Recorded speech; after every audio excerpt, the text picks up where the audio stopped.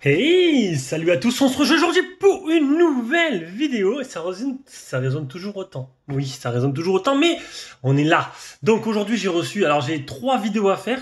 On va commencer par ce modèle-là, modèle qui j'attendais sans plus. Ouais, ça peut être sympa, ça peut être sympa. Donc c'est l'Oppo Reno 8 Pro Plus 5G. C'est tout simplement le Oppo Reno 8 Pro français, enfin européen, qui va sortir en global très prochainement.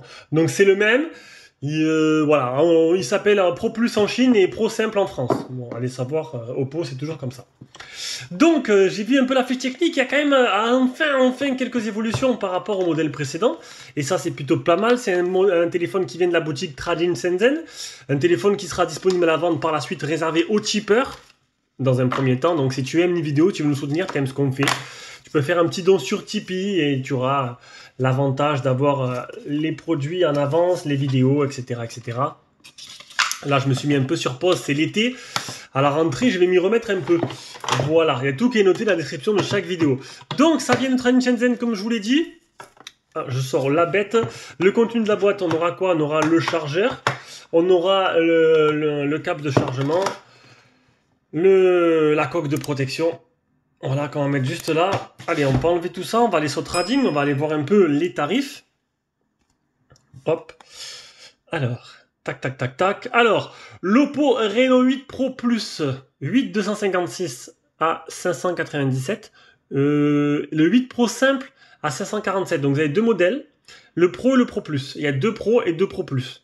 Donc la différence entre les deux, ça va se faire sur la taille d'écran et pour le processeur. Voilà, et quelques autres trucs. J'ai pas comparé les deux. On a directement pris le Pro Plus parce que c'est un modèle qui sera vendu en global. Et donc du coup là, 597. Si on suit le raisonnement d'Oppo en France, c'est un téléphone en France qui devrait être à 800 €.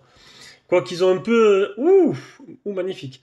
Ils ont un peu changé un peu la donne avec les derniers Oppo, où ils étaient vraiment un tarif vraiment moins cher. Hein. Ils ont un peu laissé tomber les 800 € parce que tous les téléphones ils sortaient à 799. Ça piquait un peu le portefeuille.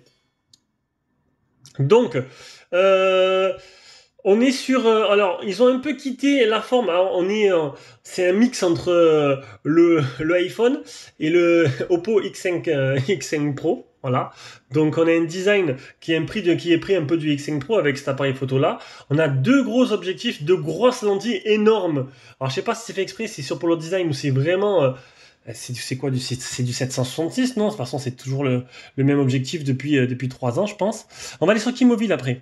Là, je le découvre en même temps que vous. Design plutôt joli. Il a été recherché. Alors, la gamme Reno, c'est la gamme, on va dire, classe de chez Oppo. C'est des téléphones classe portés sur la photo, vers la jeunesse et tout. C'est un peu comme ça qu'ils sont vus en Chine. Donc, on va l'allumer. On va le mettre là. On va s'intéresser maintenant aux caractéristiques. Donc, on a un poids léger de 183 grammes pour 7,3 mm. Alors, franchement, c'est de la bombe. C'est vraiment léger, c'est fin. C'est sûr, comparé au IQ qui est proche du 1 cm, là, ça commence à... On voit la différence. Hop. Voilà. Un écran OLED de 6,7 pouces Full HD+. On a un processeur Dimensity 8100 qui va en 816 000 en tout. 4500... Ouh, les bordures sont fines. 4500 de batterie avec une charge rapide 80 watts. C'est plutôt intéressant. Il est full 5G et pour la 4G, il va manquer la B20 et la B28. Voilà. Ça va pas vous empêcher d'avoir la 4G, vous inquiétez pas, là-dessus, il n'y a pas de problème. Un IMX 766, voilà, comme tout en 50 mégapixels, c'est l'objectif que je crois que c'est. Donc c'est le plus haut de gamme de chez Sony du moment, le temps que le nouveau arrive. Je crois que c'est sorti d'ailleurs. Mais voilà, il se retrouve sur tous les appareils photo. Les téléphones, énormément de téléphones longs, tout simplement. Et bon, il est efficace. Après, c'est le traitement derrière qui joue le jeu aussi. Un grand angle de 8 mégapixels en Sony et un macro de 2 mégapixels OmniVision. Voilà pour les caractéristiques. À la vente, on a du Sony 32 mégapixels. Alors là, On a des bordures qui sont plutôt pas mal. C'est sûr que comparé à l'IQ, ça fait, ils font un peu tâche les bordures de l'IQ. C'est vrai que j'étais un peu déçu pour le design. Je ferai le test demain. J'étais un peu déçu quand même. Là, franchement, c'est fin et c'est plutôt pas mal. On aime, moi j'aime bien. J'aime bien, j'aime beaucoup. On va monter la luminosité à fond. Alors on verra dans le test, hein, ça a l'air d'être plutôt pas mal. On a gagné en écran, ça faisait 5 ans, non pas 5 ans, 5 générations au moins que on était resté sur un 1200 de luminosité avec une 90 Hz. Enfin, ils se sont dit, on va peut-être mettre du 120 Hz maintenant sur notre modèle, vu le tarif qu'on le vend. Donc le téléphone, on va le mettre en français, parce que oui, il y a bien le français, langage, ça réagit plutôt bien, ça c'est agréable. Alors, maintenant, Mediatek, c'est fiable, hein. Vous inquiétez pas, c'est de la. Maintenant, ils se sont mis à faire du haut de gamme et ça, c'est plutôt pas mal. Ça, c'est moche. Je vais le personnaliser à mon goût, bien sûr. Donc, je sais pas s'il a double opérateur stéréo, c'est possible. On a une petite ouverture là. Je sais pas ce que c'est ce machin-là. Bon, je vais me renseigner. De toute façon, je vais essayer le flash. Ouais, c'est le flash. Alors, un design plutôt original. Joli, original. J'aime bien. Bonne prise en main, léger. Même si je trouve que les téléphones très. Très avec des arêtes vraiment prononcées, je trouve que les prises en main sont moins bonnes que des légèrement incurvées. Moi j'avais kiffé le X3 Neo qui était vraiment exceptionnel. Voilà. Voilà, donc on va prendre une petite photo, hein, pourquoi pas, tiens, histoire de voir. Bon après, le 766, on connaît tous. Ce modèle est équipé du Maris Silicon X, le premier NPU d'imagerie développé par Oppo grâce à ses puissantes capacités de traitement d'image, une expérience photographique de haut niveau. Alors à chaque fois, ils vantent la photo de nuit et c'est toujours la folie. Et après, en résultat, faut voir. C'est pas toujours exceptionnel. Voilà, à voir.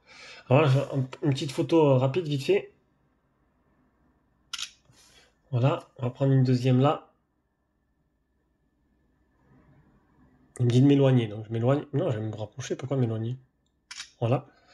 Peut-être que je prendrai du temps, j'ai un peu de temps là cette semaine. Je vais peut-être accélérer sur les tests, déjà les parties photos pour apprendre. Oula. Alors, c'est net ici, par contre c'est très flou là. Tu vois, quand la mise au point, elle a été faite sur les petits cubes. Et là, on voit bien les détails, hein. Ça a l'air plus trop propre. Peut-être que je ferai, peut-être ce soir, je m'amuserai à faire toutes les photos de nuit, histoire que j'ai déjà fait ça. Donc, bon, ça a l'air plutôt joli, plutôt emballant, plutôt fin, plutôt beau, design très joli. La photo, bon, ben, c'est du classique, hein, on reste sur un terrain connu. Le design a un peu évolué par rapport à la génération précédente qui se rapprochait vraiment d'iPhone. Là, c'est style iPhone, mais mixé avec un Oppo, hein. Voilà, avec la touche Oppo. Bon, pour l'instant, ça a l'air pas mal. À voir durant le test. Sur ce, je vous fais des gros bisous. On se rejoint pour une prochaine vidéo. Ciao, ciao.